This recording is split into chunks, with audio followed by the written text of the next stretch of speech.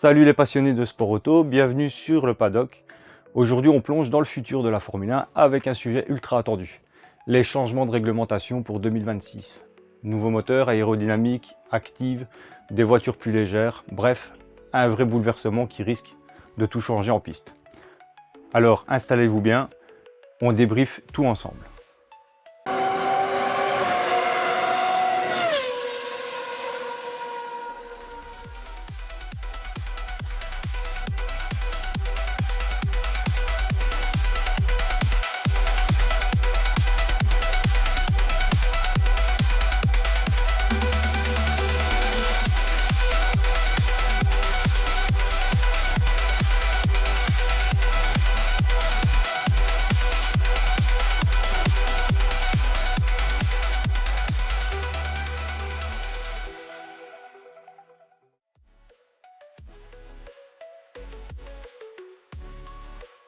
Bon, on commence direct avec le gros morceau, les nouvelles unités de puissance. Vous le savez, la F1 cherche à être plus écolo et plus efficiente, mais sans sacrifier la performance.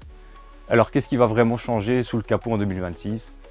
Toujours un V6 turbo, mais on garde le 1,6 litre turbo avec un débit de carburant ultra réglementé basé sur l'énergie et non plus la masse de carburant. Résultat, les motoristes vont devoir être des magiciens de l'efficacité. Pour donner un ordre d'idée, ils devront maximiser chaque goutte de carburant tout en conservant un niveau de performance proche des moteurs actuels. Voilà, donc on dit bye bye au MGUH, cet élément qui récupérait l'énergie des gaz d'échappement disparaît. Pourquoi? D'une part, ça coûte trop cher, de l'autre, il est trop compliqué à concevoir. Et surtout, c'est un vrai frein pour attirer des nouveaux motoristes comme Audi ou Ford. Sa suppression simplifie le développement des moteurs, mais cela pourrait aussi impacter la gestion de la récupération d'énergie. On aura droit à un boost électrique de malade. On passe de 120 kW 160 chevaux à 350 kW 475 chevaux en puissance électrique. En gros, presque la moitié de la puissance de la voiture viendra de l'électricité. Imaginez les relances et la gestion de l'énergie en course. Ça va être très tendu. Chaque pilote devra trouver le bon équilibre entre conservation d'énergie et attaque stratégique, sous peine de se retrouver vulnérable en fin de course. Alors, on parle aussi de carburant 100% durable. Fini le carburant fossile, on passe à des carburants de synthèse ou biosourcés. Un énorme pas pour la F1 et une avancée qui pourrait influencer l'automobile de tous les jours. Les constructeurs espèrent que ces nouveaux carburants seront une alternative viable à l'électrification complète dans l'industrie automobile. En résumé, plus d'électrique, plus de stratégie et une gestion ultra précise de la puissance.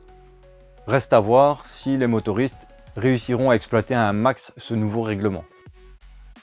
Avec cette avancée, on pourrait remettre en avant la renaissance du moteur V8 ou V10. Mais selon certaines rumeurs, la FIA penche sur le renouveau du V10. Si vous voulez en savoir un peu plus, je vous invite à regarder la vidéo que j'ai réalisée sur le sujet, la F1 en 2026, retour des V8 ou V10.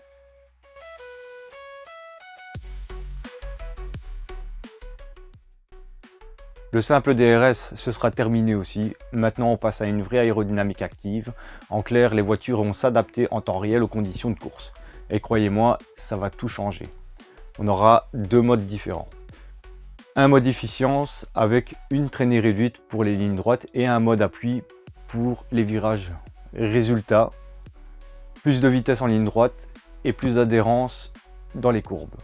Ce changement va modifier non seulement la manière dont les pilotes gèrent leurs courses, mais aussi l'approche des écuries en termes de configuration de voiture.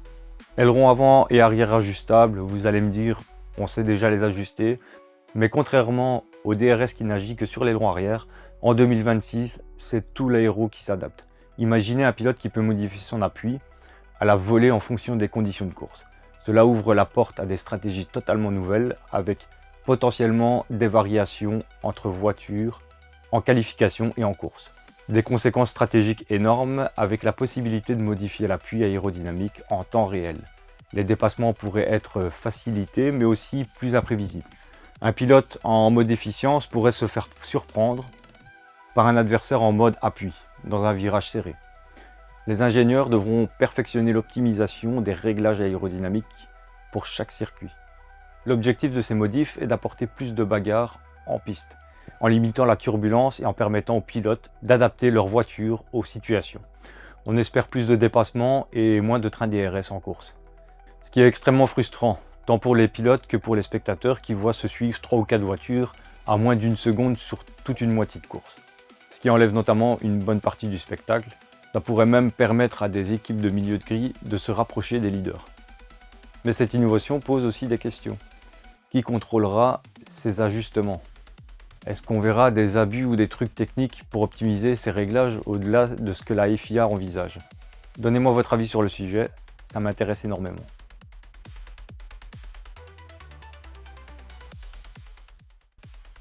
Depuis des années, les F1 deviennent de plus en plus lourdes et encombrantes. Mais ça, c'était avant. En 2026, on réduit tout. Un régime de 30 kg.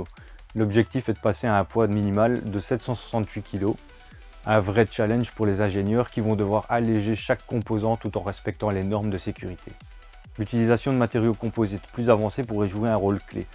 Des dimensions plus compactes, l'empattement est réduit à 3400 mm au lieu de 3600 actuellement et la largeur descend à 1900 mm. Des chiffres qui rappellent les F1 plus nerveuses des années 2000. Attendez-vous à voir des voitures plus agiles, capables de mieux se faufiler dans le peloton. On aura aussi droit à des pneus plus étroits. On enlève 25 mm à l'avant et 30 mm à l'arrière. Cette réduction impactera l'adhérence et l'usure des gommes, modifiant la façon dont les pilotes attaquent les virages et gèrent leurs courses. Est-ce que pour vous, ces changements vont-ils redonner plus de dynamisme aux courses? Est-ce que la FIA aura l'effet escompté pour avoir droit à plus de dépassements et plus de bagarres dans le peloton?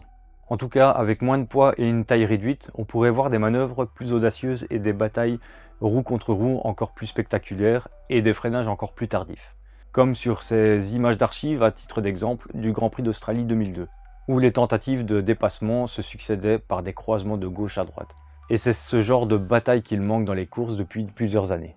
Dû à la taille surdimensionnée des F1 actuels, mais je me rappelle également que cet exploit, de nouveau, a été réalisé en 2021, avec cette bataille épique entre Fernando Alonso et Lewis Hamilton au Grand Prix de Hongrie. Mais ce genre de manœuvre reste très rare de nos jours comparé aux années avant l'ère hybride, qui étaient très fréquentes.